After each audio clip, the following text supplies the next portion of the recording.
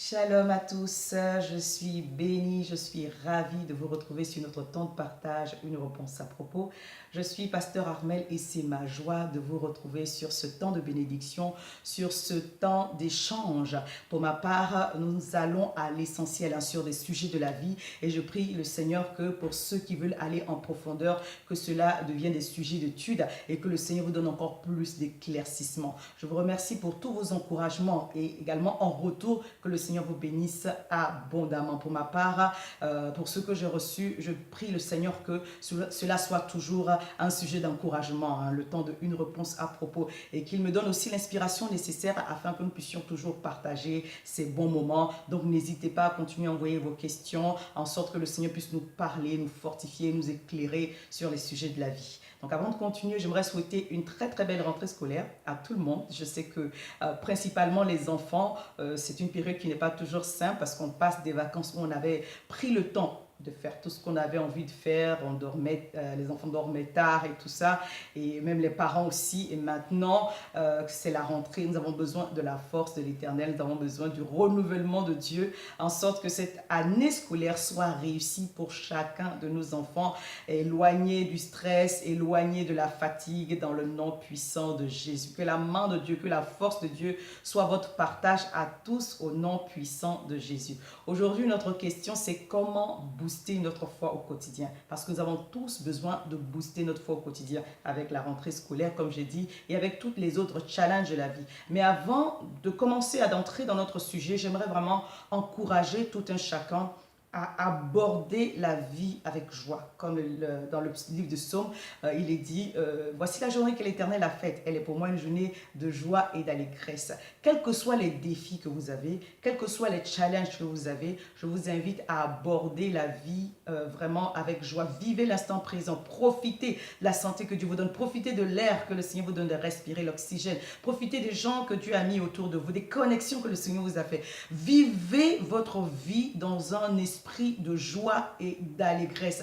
Profitez de cette grâce-là et vous allez entrevoir, vous aurez comment on va dire ça, le potentiel nécessaire, la grâce nécessaire pour entrevoir les autres choses. Donc, n'oubliez pas que vous êtes dans l'instant présent. La Bible présente Dieu comme celui qui est. Il s'appelle je suis. Donc vivez votre vie avec je suis, avec celui qui est l'alpha et l'oméga. Profitez de votre instant présent et il vous donnera la grâce de voir toutes les bonnes choses qu'il est en train de préparer pour vous. Donc pour revenir à ma question, comment booster notre foi au quotidien? Premièrement, se référer à Dieu. La Bible dit dans le livre de Matthieu 4,4 que l'homme ne vivra pas de pain seulement, mais de toute parole qui sort de la bouche de Dieu. Ça veut dire qu'à chaque jour, Dieu a prévu une parole pour nous. Donc cette parole est censée nous encourager, nous booster, nous fortifier, nous donner les ressources nécessaires. Donc si j'aborde ma vie sans cette parole-là, sans ce réma du Seigneur, sans ce souffle que le Seigneur veut m'envoyer pour dynamiser ma journée, je peux être affaibli, je peux être désemparé parce que je ne saurais pas sur quoi m'appuyer par rapport à la parole que l'Éternel avait prévue pour moi en cette journée-là. Donc c'est notre responsabilité de chercher la face de Dieu au quotidien. Pourquoi on cherche la face de Dieu également au quotidien? Parce que de la même manière que Dieu a prévu pour nous une bonne parole, une bonne exhortation afin de nous fortifier dans notre foi, puisque la foi vient de ce qu'on entend, et ce qu'on entend vient de la parole de Dieu. De cette même manière, l'ennemi a prévu des choses au quotidien pour frustrer notre foi, pour nous plomber notre foi, pour nous détruire notre espérance. De la même manière que Dieu a prévu de bonnes paroles pour nous fortifier notre foi, nous encourager, nourrir notre être intérieur. L'esprit est là. De cette même manière, le diable a prévu des situations pour injecter les craintes, les peurs, les doutes, les incertitudes en nous. Et il s'appuie sur quoi? Sur notre ignorance. Alors que quand nous nous approchons de Dieu, la parole de Dieu vient pour pallier à l'ignorance, nous donner les ressources nécessaires, en sorte que l'ennemi, quand il viendra avec son mensonge, nous ayons du répondant. Comment booster notre foi? C'est de bannir les craintes, de bannir les peurs. Il faut identifier les choses qui nous procurent le stress ou les craintes ou des peurs. Tant que la peur est nourrie, la foi ne peut pas se manifester. Je répète, tant que les peurs, les craintes, les doutes, les incertitudes sont nourries, la foi ne peut pas se manifester. Comment booster ma foi au quotidien? Je dois recevoir la parole dont mon âme a besoin. Identifier mes craintes, identifier mes peurs, identifier toutes les choses qui m'effraient et qui procurent le stress. Et commencer à m'appuyer sur la parole de Dieu. En sorte que la vérité de la parole de Dieu expulse de ma pensée, expulse de ta pensée, de ton cœur, toutes les mauvaises pensées que l'ennemi a injectées, la peur, les craintes, les incertitudes, toutes ces choses-là doivent sortir de toi. Et c'est de cette manière-là que ta foi va commencer à se booster. Une deuxième chose, c'est que la mémoire est très, très importante. Lorsque vous commencez votre journée avec un esprit reconnaissant, bien aimé, vous vous souvenez de toutes les bonnes choses que Dieu a opérées pour vous. Et c'est en cela que vous devez faire intervenir les bons souvenirs.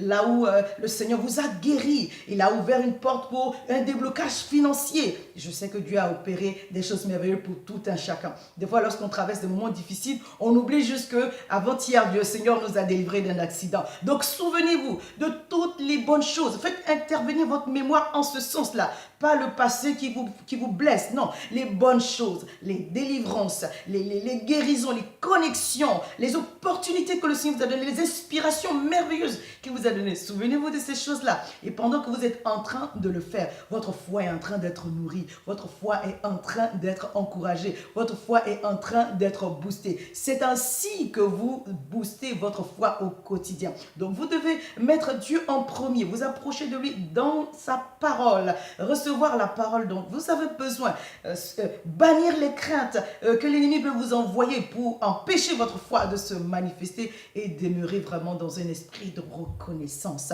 La dernière chose que j'aimerais partager avec vous, c'est vraiment une recommandation. Ce sont des choses que je suis en train de vivre depuis un certain temps et je vois le bénéfice et je peux juste bénir le Seigneur. C'est de vivre dans la loi de l'amour. Donc Jacques 2, le verset 8 nous dit, permettez-moi je lis rapidement, verset 8, « Si vous accomplissez la loi royale selon l'écriture, tu aimeras ton prochain comme toi-même, vous faites bien. » La Bible appelle l'amour une loi. C'est une loi spirituelle. Lorsqu'on vit dans l'amour bien-aimé, ça veut dire qu'on pardonne. Ça veut dire qu'on aide son prochain. Ça veut dire qu'on fait des choses sans attendre en retour de recevoir quoi que ce soit. Et cette loi attire la faveur et la bénédiction de Dieu. Lorsque vous activez votre foi, vous êtes en train de travailler à ce que Dieu puisse manifester votre espérance. Mais lorsque vous activez la loi de l'amour, vous attirez juste la faveur divine. C'est-à-dire quoi? La faveur divine, c'est des choses qu'on ne mérite pas. C'est la grâce de Dieu. À un moment donné, lorsque vous attirez les choses auxquelles vous aspirez par votre foi, vous devez également permettre à Dieu de libérer dans votre vie même les choses que vous ne méritez pas. C'est la grâce de Dieu, c'est la faveur divine. Et je vous encourage dans ce temps où vous voulez voir la gloire de Dieu se manifester dans votre vie, de libérer votre foi, donc de l'activer. J'ai fait une école là-dessus. Comment activer sa foi? C'est important d'avoir cette chose à l'esprit, en sorte que chaque jour, quand l'ennemi vient pour nous challenger, nous ayons de quoi répondre. C'est important. La connaissance nous permet de répondre aux attaques de l'ennemi. Aussi, j'ai écrit un livre sur un cœur reconnaissant, comment garder son cœur encouragé, comment garder son cœur motivé, boosté face aux défis de la vie. Donc, même si on prend la vie comme un plaisir, une joie, dans un esprit de reconnaissance, on a des défis. Et dans ce sens-là, nous devons activer notre foi et aussi activer la loi de l'amour.